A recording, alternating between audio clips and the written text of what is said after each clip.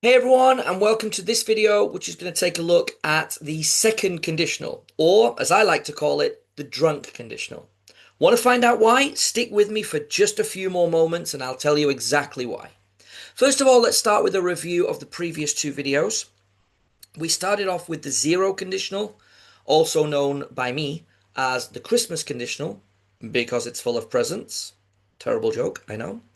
And that is used for facts, habits, and rules. So you can see an example here. When I have a day off, I get up later. That's a habit. Last video, we looked at the first conditional. So that is possible, likely, or certain situations in the future. So we've got if or when plus present simple again. And then we've got the subject plus will or won't, and then the infinitive, the verb one. Okay, remember that we use if something is possible or likely, when if something is certain. And we often include when we're talking about, for example, if I get thirsty later, I will drink some lemonade. Okay, that's possible, and that's what I'll do. So let's get on to the second conditional, also known as the drunk conditional. Okay, this is used for imagined, unlikely, or impossible situations.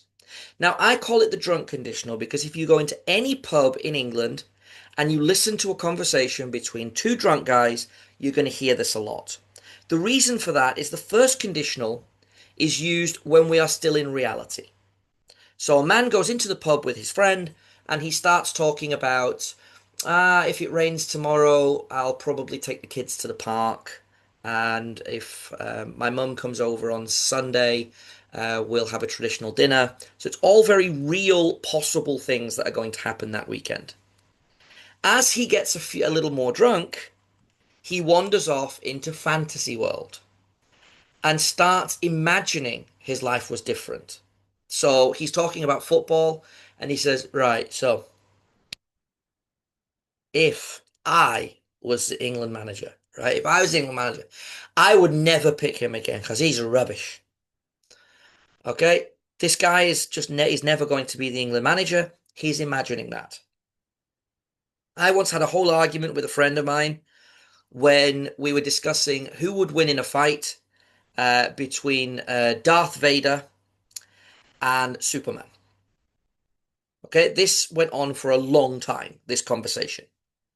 Okay, so we were adamant that we were on one side each and we were arguing because we had a few too many beers.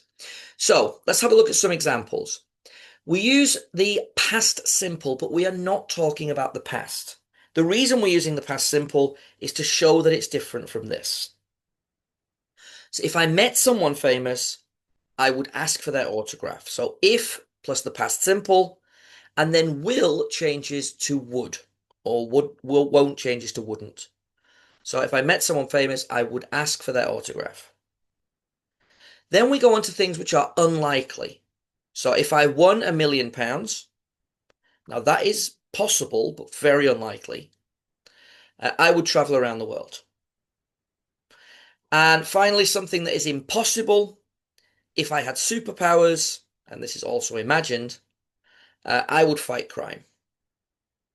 Okay, if I suddenly grew a third hand, I would learn to juggle with it. Okay, so what you've got to think about these things is they are all in your imagination. You are imagining that the present or the future is different. Remember, it's the past simple grammar, but we are not talking about the past. We're going to look at past conditionals in a later unit. So we can now add our second or drunk conditional onto here.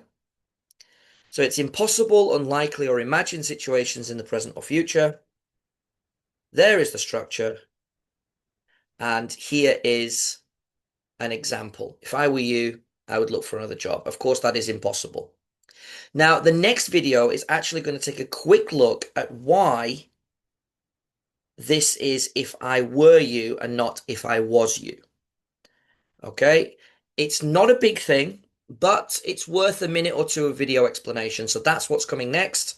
Then we are going to have a look at a video which talks about how do we choose between the first and the second conditional.